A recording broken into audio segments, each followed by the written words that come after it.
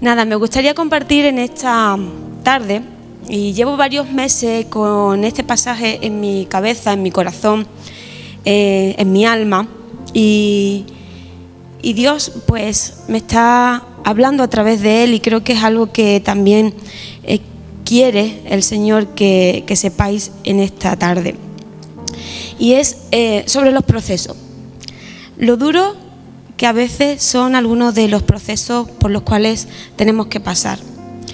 Y, por ejemplo, la predicación en sí. Hacer una predicación, o sea, me gusta este momento, aunque hoy estoy nerviosa, pero me gusta el hecho de exponer la palabra, pero hasta llegar aquí es agotador. Que voy a predicar, que no voy a predicar, que querrá Dios hablar, después cuando tienes el pasaje, coger los puntos, desarrollarlo, o sea, es agotador. No sé si alguno me habéis escuchado decir que los procesos pues me agobian un poquito, aunque toda la vida estamos en diferentes procesos. Y tengo en la imagen, cuando estudiaba matemáticas en bachillerato, no sé si alguno de aquí había hecho matemáticas en bachillerato, fue un proceso durísimo en mi vida. Y el examen de matemática era simple, era un ejercicio, solo un ejercicio, en el cual tenías que aprender a desarrollar todos los pasos hasta llegar al resultado. Y no contaba solamente el resultado, sino que contaba todo el proceso, de tal manera que tenías que aprender a resolver cada paso de esa ecuación o de ese problema hasta que te llevara al resultado. Muchas veces el resultado estaba mal, pero el proceso estaba bien y era medio, no te puntuaba igual. Y al revés, muchas veces el proceso estaba bien, pero, lo he dicho igual, ¿no? Otras veces estaba el proceso mal y nos aprendíamos a lo mejor el resultado de memoria y no te contaba. O sea, aunque pusieras el resultado bien, si el proceso estaba mal, no te contaba como bueno, porque no dabas a entender de dónde había salido ese resultado. Así que con esta introducción de cómo resolver, cómo desenvolvernos en medio de procesos a veces complicados, no tan complicados, quiero que vayamos a la Biblia, a Primera de Pedro, capítulo 5, versículo 6 en adelante, del versículo 6 al 11.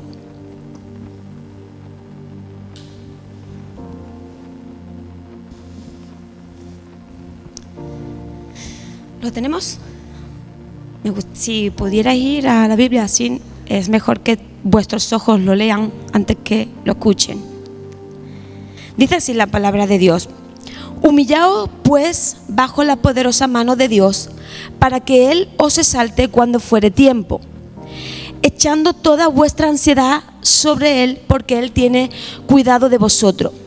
Sed sobrio y velad, porque vuestro adversario, el diablo, como león rugiente, anda alrededor buscando a quien devorar, el cual resistid firmes en la fe, sabiendo que los mismos padecimientos se van cumpliendo en vuestros hermanos en todo el mundo. Mas el Dios de toda gracia, que nos llamó a su gloria eterna en Jesucristo, después que hayáis padecido un poco de tiempo, Él mismo os perfeccione, afirme, fortalezca y establezca. A Él sea la gloria y el imperio por los siglos de los siglos. Amén. Me gustaría, antes de entrar de lleno y de poder aplicar este pasaje, explicar un poco el contexto que envuelve a este texto. Y es que el momento político que se desarrolla en la carta de Pedro es importantísimo, crucial para entender lo que está pasando y por qué se dice estas palabras. Todos sabemos que es el imperio romano que está gobernando en este contexto. El cristianismo crece dentro del judaísmo, siendo un culto permitido por Roma y protegido, siempre y cuando los cristianos no crearan disturbios, que eso hiciera tambalear el orden del imperio. La Iglesia había seguido esta política pacífica de querer no armar disturbio con el mensaje de Cristo, pero la situación empieza a cambiar cuando el cristianismo se va separando del judaísmo y fueron reconocidos como grupos diferentes. Fijaros, su firme adhesión a creer en un Dios invisible y un Cristo resucitado a la vez empiezan a crear sospechas y un desprecio del pueblo. El hablar de un juicio venidero, como se estaba hablando, y del derrumbamiento del orden existente y tan logrado hasta ese momento, produjeron malentendidos y odios. La reacción contra ellos en Roma fue una reacción de acontecimientos malvados en contra de la Iglesia y activado por el propio Nerón. Más malo, imposible. El final de las epístolas pastorales, donde se ubica la carta de Pedro, demuestra que la muerte de Pablo también marca un cambio político, de gobierno, de tolerancia, y lo que antes era permitido empieza a ser perseguido. Así que nos encontramos en una carta donde la Iglesia que ha creído en Jesús empieza a ser perseguida. Pedro escribió a estos creyentes, a determinadas iglesias, a judíos y a gentiles. Y Pedro hace alusión a esta persecución que ellos están viviendo. Los creyentes estaban sufriendo abuso de la gente pagana por distanciarse de esta vida pacífica hasta entonces habían tenido. El propósito de esta carta es animar a los lectores y animarnos a ti y a mí y a dar testimonio de la verdadera gracia de Dios. Él anima, Pedro, a los cristianos que sufren a aceptar las dificultades que le están viniendo por causa de su fe. Pedro les exhorta a estar firmes. Escribe una carta de esperanza a cristianos que estaban experimentando sufrimientos intensos, no tantos como los que tú y yo vivimos. Sus exhortaciones tienden a prepararlos para el proceso. Entramos entonces en este pasaje entendiendo todo lo que estoy explicando, además con esta peculiaridad. Un autor inspirado por el Espíritu Santo, pero un autor que había experimentado lo que era negar a Jesús, Pedro, y que probablemente no quería que estos creyentes cayeran en el error que él mismo había cometido, la negación de Jesús. Y ante unos destinatarios ansiosos, con temor a lo que iba a acontecer, situaros, persecución para muerte, Pedro les dice y les recuerda, y nos recuerda a ti y a mí en esta tarde, 3 cosas a tener en cuenta. 3 cosas que además van a tener una causa-efecto. Acciones que dependen de los creyentes y acciones que dependen de Dios. Causa-efecto. Y en esto me quiero centrar, en resaltar estas 3 cosas. La primera, dice, humillaos para que Él os exalte cuando fuere tiempo. Pedro anima en el versículo anterior a este a ser humilde unos con otros, pero aquí está haciendo referencia a humillarse. ¿Pero qué quiere decir esta palabra? Humíllense. ¿Qué entendemos con esta palabra? Seguramente haya ideas que están viniendo a tu cabeza al escuchar humillarse. Él quiere que los destinatarios, y cuando digo Él quiere, entendemos con la inspiración del Espíritu Santo, esta pretensión no es humana, sino divina, que los destinatarios de esta epístola se sujeten a Dios de tal manera que pongan toda su confianza en Él. Él quería transmitir que a pesar de las circunstancias por las que debían pasar, Dios estaba al cuidado de ellos y ellos debían confiar completamente en Él. En esta ocasión, humillación cobra un sentido más amplio del que tenemos entendido y que seguramente habrá aparecido por tu mente al escuchar esta palabra. No se está refiriendo a callarse ante una situación injusta o pedir perdón sin tener que pedirlo. Esa actitud que tenemos de, bueno, aunque yo no lo haya hecho, pero me voy a humillar. Aquí el autor no quiere dar a entender ese aspecto de humillación consecuente, sino a vivir bajo la confianza en Dios, completa, bajo su poderosa mano, el cual se hacía mucha alusión durante el Antiguo Testamento como esa mano libertadora de Dios. Cuando vivimos bajo esa poderosa mano, aun a pesar de las circunstancias, de los procesos que estemos pasando, Él a su tiempo nos exaltará y nos levantará. Vivir bajo la poderosa mano de Dios es lo más seguro que podemos tener en nuestra vida. Y la cuestión que Pedro habla aquí, que vivir bajo su poderosa mano, era necesario humillarse. Reconocimiento total de Él ante cualquier situación. Cuando pasamos momentos de dificultad, momentos de angustia, momentos que no nos gusta pasar, procesos que evitaríamos si estuvieran de nuestra mano, nos levantamos como seres humanos queriendo tomar nuestras propias decisiones. Es ahí donde este pasaje nos anima a vivir bajo la poderosa mano de Dios. Y Dios en su tiempo, cuando lo estime oportuno, Él exaltará, nos levantará.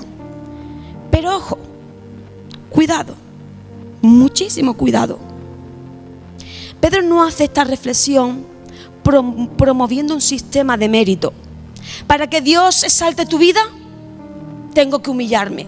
No, lo que Pedro transmite a los creyentes es una actitud de vida, independientemente de las consecuencias. Confiar completamente en el Señor, vivir bajo su obediencia, aun las cosas no vayan como nosotros pensábamos que iba a ir. Humillarse, reconocimiento completo, sin esperar la exaltación, porque es una relación causa-efecto. Yo lo hago independientemente de la causa que voy a recibir por parte del Dios. No funciona que te humilles para buscar la exaltación. No funciona. No funciona. Y quédate bien con esto. Es más, no es humillación si lo estás haciendo para buscar la exaltación. Más bien es todo lo contrario. Es ego. Es orgullo. Porque busca la exaltación propia. Qué fácil es decir me voy a humillar porque yo sé que Dios me va a exaltar. No, Pedro no está promoviendo méritos. Y no estás promoviendo méritos para que tú te seas reconocido. Y ese proceso puede continuar toda la vida. No te preguntes por qué no termina ese proceso. Quizás es porque la motivación por la cual te estás humillando es errónea. Estás buscando la exaltación, el reconocimiento, y es muy diferente a lo que Pedro nos está transmitiendo. No cesará ese proceso hasta que entienda que tu acción debe ser independiente de lo que Dios vaya a hacer contigo. Humíllate bajo la poderosa mano de Dios. Fijaros en este pasaje que nos confronta en ejemplo de Jesús, el cual siendo en forma de Dios no estimó el ser igual a Dios como cosa a la que aferrarse. ¿Cuántas veces nos aferramos a lo que hacemos o a lo que nos van a pedir que hagamos? Sino que se despojó de todo eso, de sí mismo, tomando forma de siervo, hecho semejante a los hombres. Y estando en esa condición, dice que se humilló a sí mismo, haciéndose obediente y hasta la muerte. Por lo cual Dios también lo exaltó hacia lo más sumo. ¿Creéis que Jesús hizo todo esto para que el Padre lo exaltara? ¿Por qué lo hizo? Por amor. Los procesos cambiarán cuando tus acciones y mis acciones empiezan a cobrar otro sentido que hacerlo por el ego propio. Toda la ley y los profetas se resumen: hazlo por Dios y por el prójimo. En ningún momento dice hazlo por ti mismo. Hazlo por Dios y por el prójimo. Busca las cosas de Dios y su reino, y todo vendrá por añadido. Pero ¿cómo ha sido engañada nuestra mente para entender que nuestra vida piadosa en Jesús tiene que rondar en sí mismo, pensando en lo que voy a hacer, en lo que voy a conseguir, hacia dónde voy a ir? Que no terminaremos ese proceso nunca, ejercicio eterno de matemáticas, si no cambiamos el chip. Y cuando vivimos bajo la poderosa mano de Dios, nos humillamos en reconocimiento, vivir bajo su voluntad, confiamos en vivir bajo sus movimientos, es cuando podemos echar, segunda cosa que quiero resaltar, toda nuestra ansiedad sobre Él. Causa-efecto, Él tiene cuidado de nosotros. Para vivir bajo la poderosa mano de Dios, lleva como consecuencia vivir sin ansiedad. ¡Ay, Dios! Esta palabra.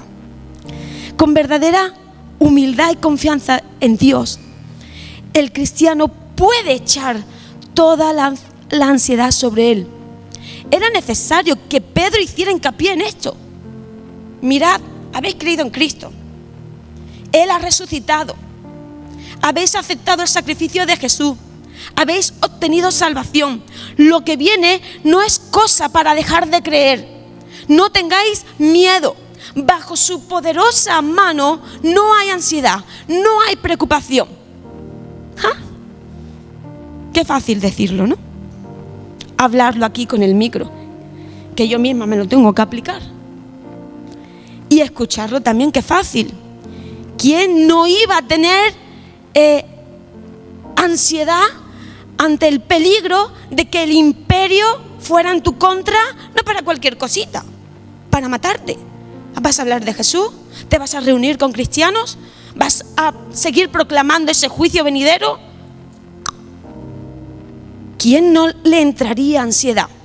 Y es que la ansiedad es un estado de angustia y temor que no permite el sosiego del que lo padece. No lo permite. No sé si alguna vez la has padecido o lo que se conoce muy comúnmente un ataque de ansiedad. No es el control de las emociones. No. Es que literalmente puedes sentir que te falta el aliento, que te falta el aire, que pudieras sentir que te está entrando un infarto.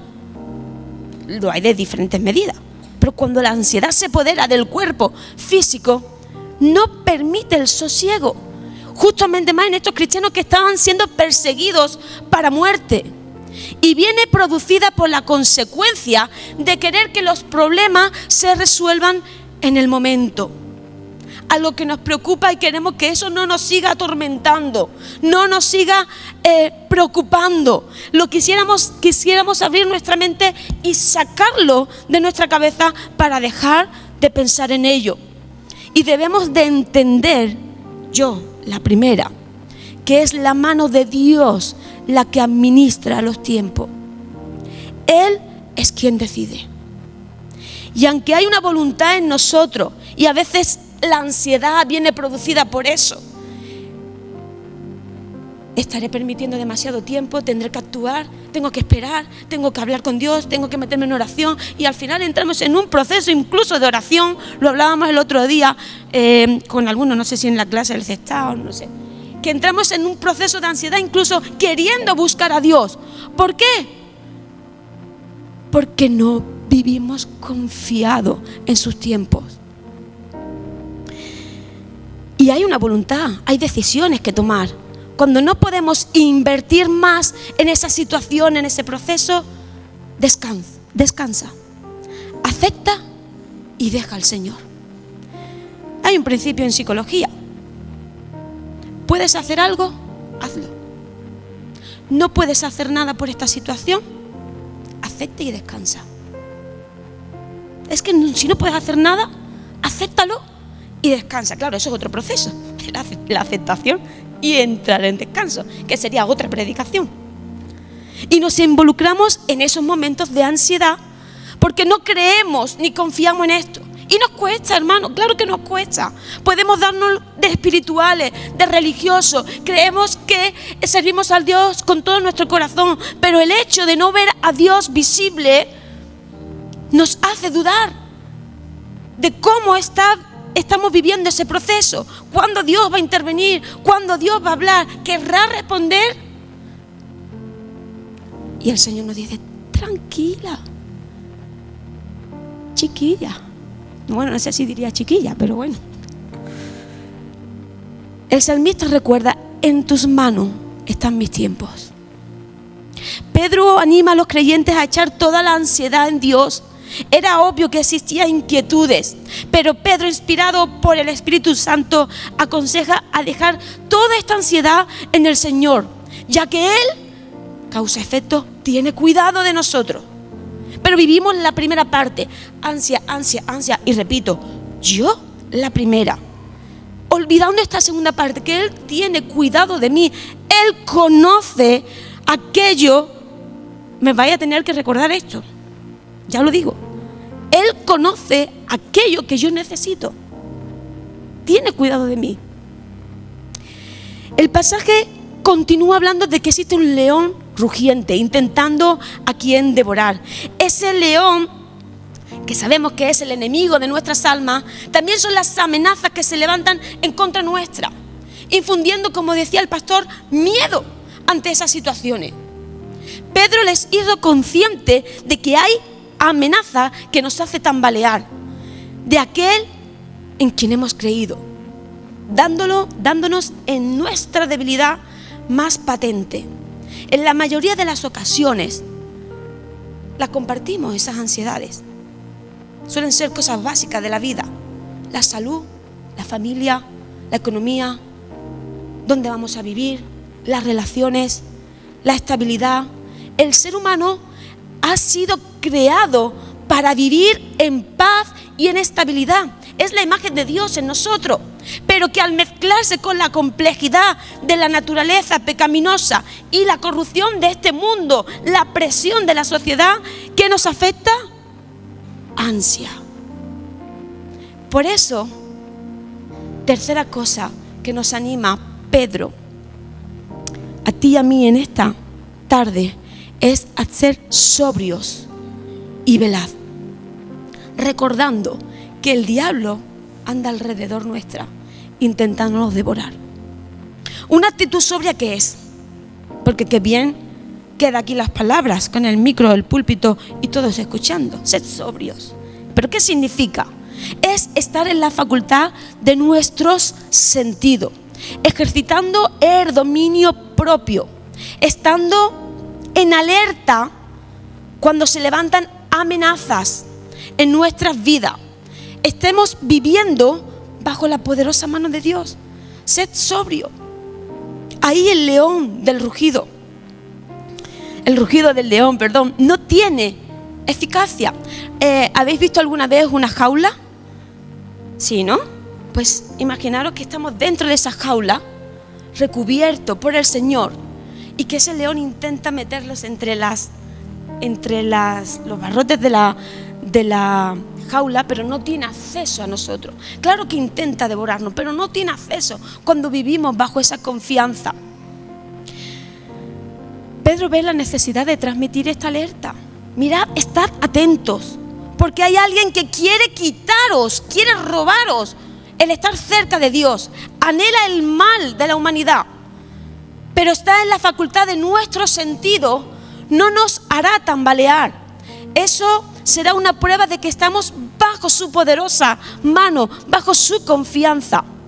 Pedro era consciente de las artimañas del diablo y que no descansa hasta conseguir que desfallezcamos. Lo había hecho con él mismo. Él había negado a Jesús tras 3 años de estar con él y casi en el quiebre de abandonar su fe.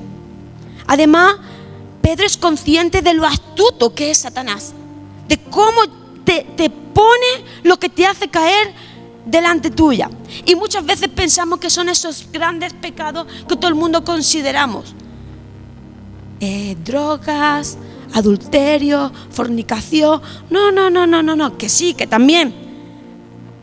Pero esos pecados que a ti te hacen tambalear, esas cosas que sabe Satanás que te derrumba completamente, debes de reconocerlo. Y si no lo reconoces, estarás en el proceso de las matemáticas eternamente. Es que no puedo, es que no sé.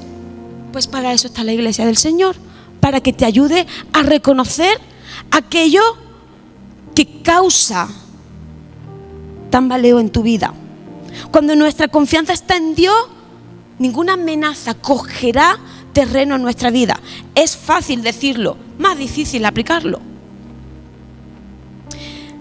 El versículo 9 dice: resistid firmes en la fe, sabiendo que los mismos padecimientos que se van cumpliendo en vuestros hermanos en todo el mundo.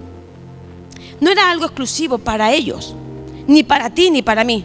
Era algo que padecía todos y que estaba anunciando que iban a padecer todos hasta que Él volviera.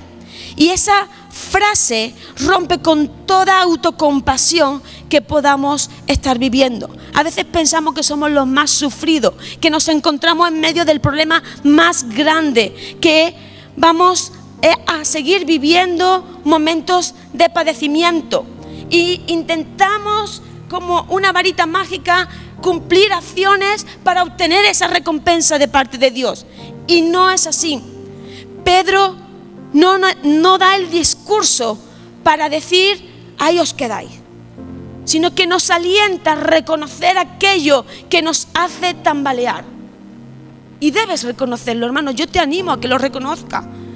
Reconócelo. Eso es un proceso que te lleva al apartado B del problema de matemática que estés resolviendo. Él dice: humillaros, dejad toda ansiedad, permaneced sobrios y velad. Y además, no os dejáis con toda cosa, sino que nos da una esperanza.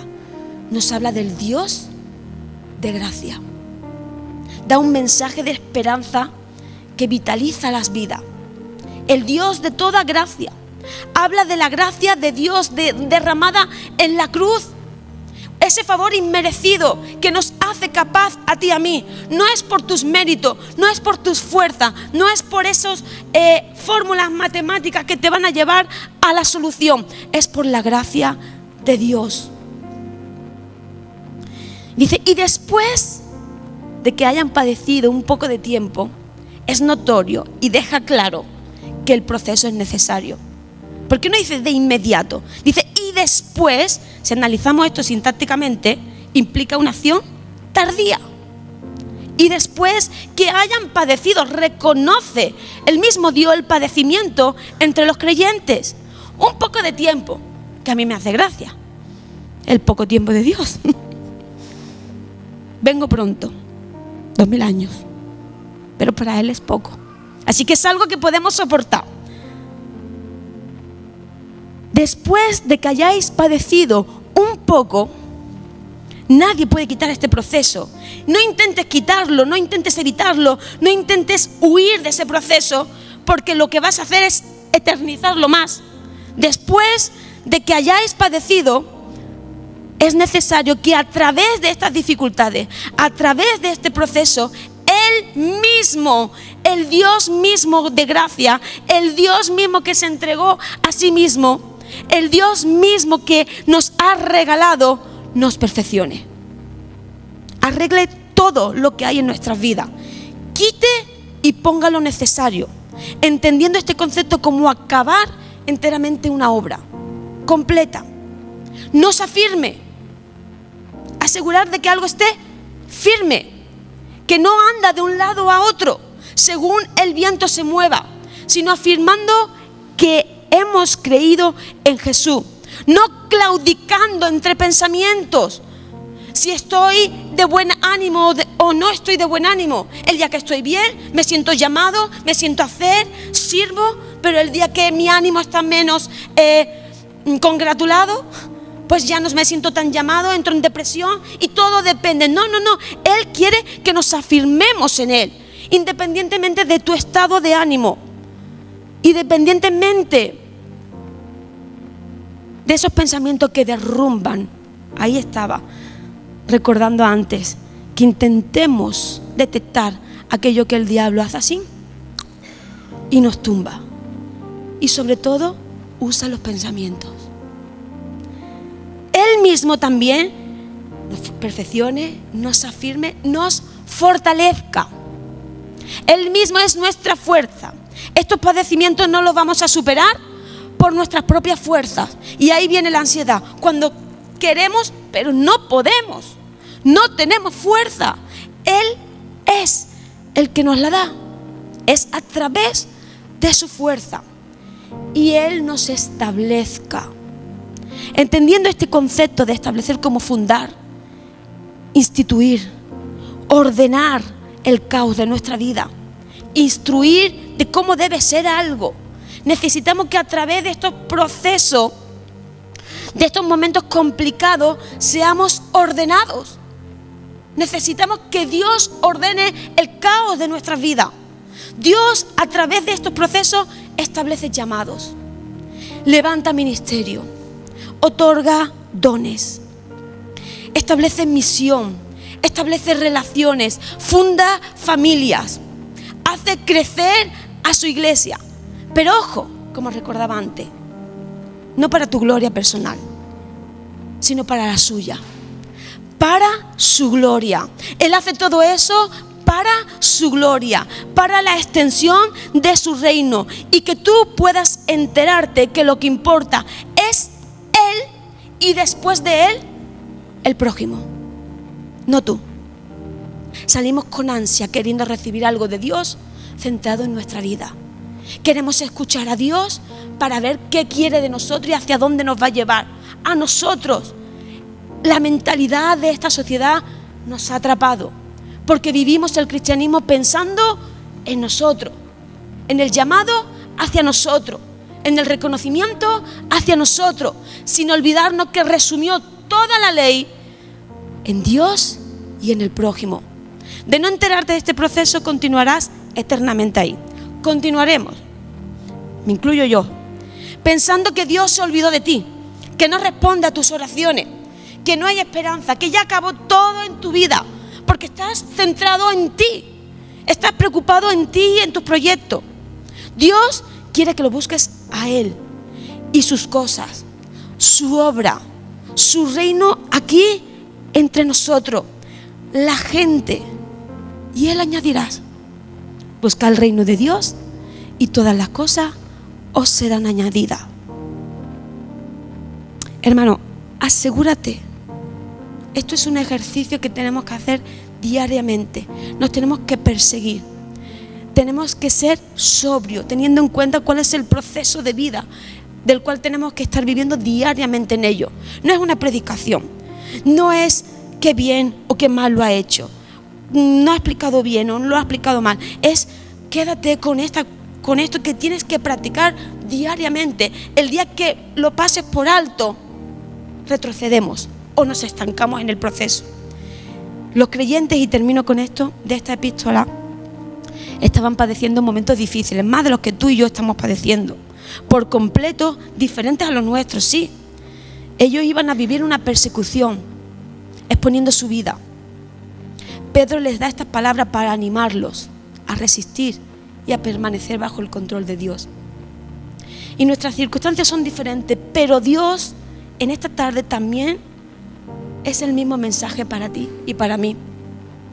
A vivir bajo su poderosa mano, echando toda nuestra ansiedad en Él, resistiendo al diablo, velando para que a través de estos procesos cada creyente y así la iglesia del Señor sea perfeccionada, afirmada, fortalecida y establecida en Cristo.